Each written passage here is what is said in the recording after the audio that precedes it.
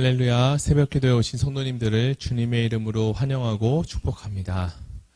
오늘 로마서 4장 1절에서 12절 말씀을 가지고 믿음으로 전적으로 의탁하는 것이라는 제목으로 하나님 말씀을 나누겠습니다. 본문을 제가 읽어드리겠습니다. 그런즉 육신으로 우리 조상인 아브라함이 무엇을 얻었다 하리요. 만일 아브라함이 행위로서 의롭다 하심을 받았으면 자랑할 것이 있으려니와 하나님 앞에서는 없느니라.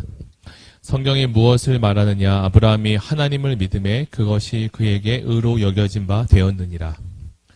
일하는 자에게는 그 삭시 은혜로 여겨지지 아니하고 보수로 여겨지거니와 이를 아니할지라도 경건하지 아니한 자를 의롭다 하시는 이를 믿는 자에게는 그의 믿음을 의로 여기시나니 일한 것이 없이 하나님께 의로 여기심을 받는 사람의 복에 대하여 다윗이 말한 바 불법이 사함을 받고 죄가 가리어짐을 받는 사람들은 복이 있고 주께서 그 죄를 인정하지 아니하실 사람은 복이 있도다 함과 같으니라.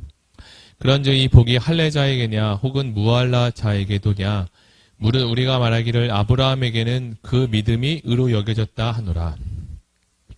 그런즉 그것이 어떻게 여겨졌느냐. 할례시냐 무할례시냐. 할례시가 아니요 무할례시니라. 그가 할례의 표를 받은 것은 할례시의 믿음으로 된 의를 인친 것이니 이는 무할례자로서 믿는 모든 자의 조상이 되어 그들도 의로 여기심을 얻게 하려 하심이라. 또한 할례자의 조상이 되었나니 곧 할례 받을 자에게뿐 아니라 우리 조상 아브라함이 무할례시에 가졌던 믿음의 자취를 따르는 자들에게도 그러하니라. 아멘. 저와 여러분도 살면서 이런 말씀을 들어본 적이 있으실 거예요. 평생에 정말 좋은 친구 1명 또는 2명만 있어도 행복한 인생을 살 수 있다라는 말입니다. 이 말의 뜻은 무엇을 가리킬까요? 내가 어떤 상황에 처해 있어도 항상 나와 함께 있어주고 또 나를 이해해 줄 수 있는 그런 친구를 말하는 것이 아닐까 생각합니다. 사람들은 살면서 많은 사람을 만나고 헤어지며 살아갑니다. 그리고 이 말의 뜻은 그만큼 좋은 친구를 만나는 것이 어려운 일일 수 있다는 것을 우리에게 말하는 것 같습니다. 오늘 본문을 보니까 말씀을 통해서 믿음에 대한 이야기가 전개되는 것을 볼 수 있습니다. 하나님이 아브라함이 하나님을 믿은 그의 믿음이 그로부터 온 것이냐 아니면 다른 어떤 것에 의해서 또는 누구에 의해서 믿게 된 것이냐라고 말을 하고 있는데요. 아브라함의 믿음은 나 자신이 오늘부터 내가 하나님을 믿겠다라고 요이 땅 하고 출발한 것이 아니었습니다. 하나님은 하란에 그냥 머물러 있던 그 아브라함을 찾아가 주셔서 그를 부르시고 그에게 은혜로 믿음을 주셨습니다. 우리가 잘 알고 있는 에베소서 말씀이 있는데요. 에베소서 2장 8절 9절의 말씀에도 우리가 다시 한번 묵상할 필요가 있습니다. 제가 한번 읽어보겠습니다. 너희는 그 은혜에 인하여 믿음으로 말미암아 구원을 받았으니 이것은 너희에게서 난 것이 아니요 하나님의 선물이라. 행위에서 난 것이 아니니 이는 누구든지 자랑치 못하게 함이라. 이 말씀은 분명히 우리에게 믿음과 은혜와 행위에 대한 관계를 사람들이 궁금해할까봐 또는 잘못 이해할까봐 명확하게 설명을 해주고 있습니다. 구원에 이른다는 것은 믿음으로만 가능한데 이 믿음이 은혜에 의해서 얻게 된 것이라고 합니다. 그리고 이것은 우리에게서 난 것이 아니라고 얘기하죠. 바로 하나님이 주신 선물. 선물이라는 것은 어떤 조건이나 어떤 것을 갖춰야 주는 것이 아니라 어떻게 보면 거저 주시는 선물과 같은 은혜와 같은 것을 이야기합니다. 당시 에베소 교회 사람들도 이 믿음에 대해서 많이 혼동하고 있었던 것 같습니다. 신앙생활을 하다 보니까 어떨 때는 행위로 구원을 받은 것 같고 어떨 때는 믿음으로 구원을 받은 것 같습니다. 그러나 우리는 성경을 통해서 믿음은 전적인 100% 하나님의 은혜인 것을 확신 있게 알 수 있게 되었습니다. 하나님은 우리에게 허물과 죄로 죽었던 너희를 살리셨다라고 말씀하시며 여기서 쓰여진 죽었던이라는 단어를 보면 시제가 과거 시제로 되어 있는 것을 볼 수 있습니다. 죽었다는 것은 이미 끝나버린 것이고 이미 죽은 것을 가리킵니다. 여러분, 죽은 자가 일어나서 죄의 문제를 해결할 수 있을까요? 그렇지 않습니다. 인간은 죄로 인해 영적 죽음이 왔고 그 말은 복구가 불가능한 상태가 되었다라고 성경은 말하고 있습니다. 아브라함은 하란에 이렇게 있었는데 그 당시 하란은 어떤 곳이었냐? 바로 문화와 그리고 꽃핀 아주 아름다운 그곳은 휘황찬란한 문화가 아름다운 곳이었습니다. 반면에 하나님께서 아브라함에 가라고 말씀한 이 가나안 땅은요. 황무지와 다를 바가 없는 곳이었습니다. 그런 그가 가나안 땅을 몰랐을까요? 가나안 땅 근처에 도착하기만 해도 그 땅이 어떤 땅인지 금방 알 수 있을 것입니다. 저희도 살면서 도시를 지나 조금만 외곽에 가도 도시를 지금 떠나고 있구나라는 것을 느낌으로 알 수 있고요. 반대로 시골에 있다가 도시에 도착을 해도 벌써 차가 밀리기 시작하고 매연이 나고 등등 우리가 금방 그것을 알 수 있게 됩니다. 그런 아브라함이 하란을 떠난다는 것은 현대의 말로 좋은 조건과 그리고 인프라를 다 갖춘 것을 버리고 떠난다는 것을 말합니다.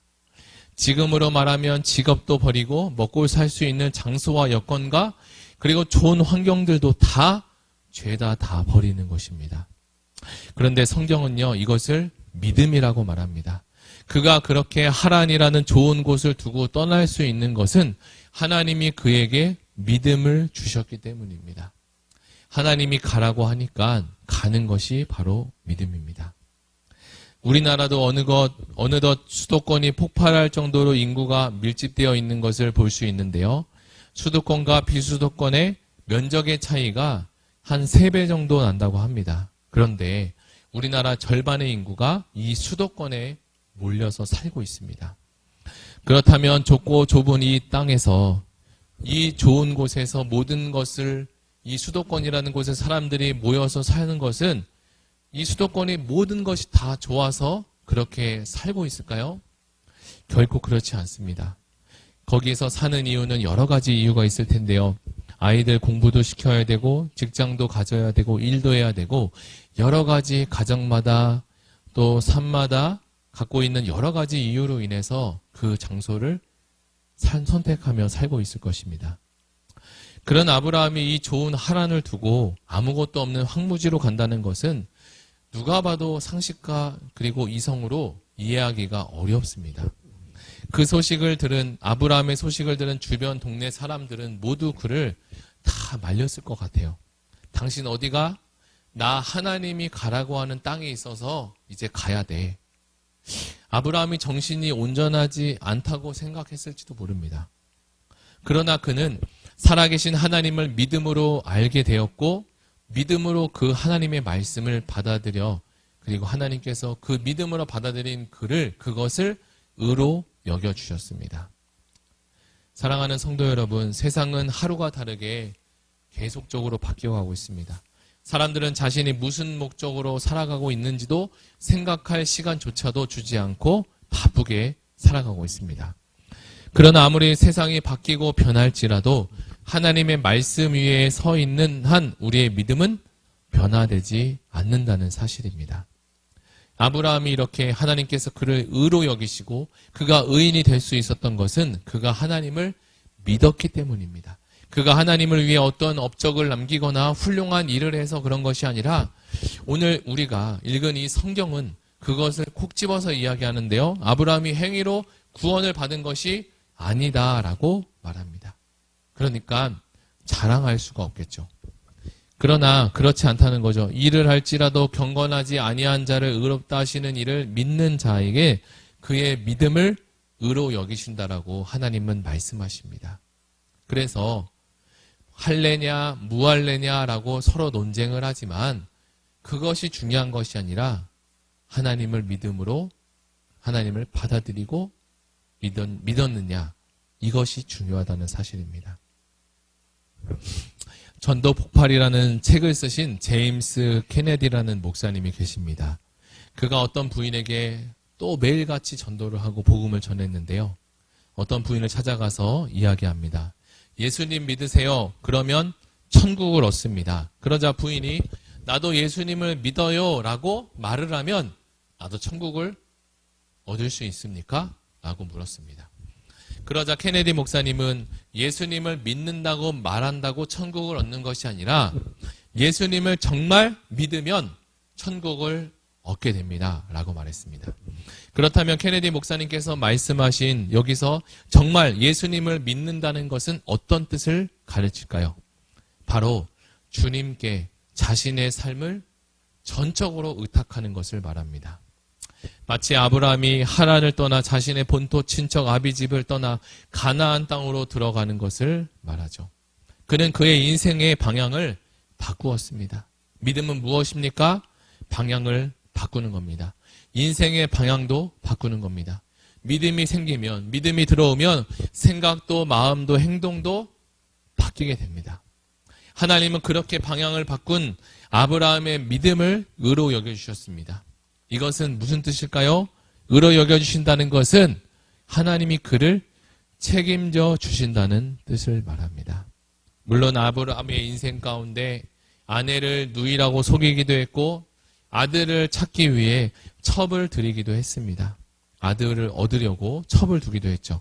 그러나 하나님은 이 실수투성이인 아브라함의 인생을 끝까지 책임져 주셨습니다. 그의 인생이 점점 시간이 갈수록 변화되는 것을 우리가 성경을 통해서 확인할 수 있게 됩니다. 사랑하는 성도 여러분, 누가 믿음은 무엇이냐고 묻는다면 믿음은 방향을 바꾸는 것이라고 말하고 싶습니다. 전적으로 하나님께 의탁할 수 있기 때문에 방향을 바꿀 수 있습니다. 우리가 하나님께 방향을 바꾸면 하나님이 이제 우리 인생을 책임져 주십니다. 그분이 저와 여러분의 인생의 운전대를 잡고 운전하실 수 있도록 내어드리는 오늘 하루가 되시기를 예수 이름으로 축복합니다. 우리 다 같이 들은 말씀을 생각하며 기도로 하루를 시작하겠습니다.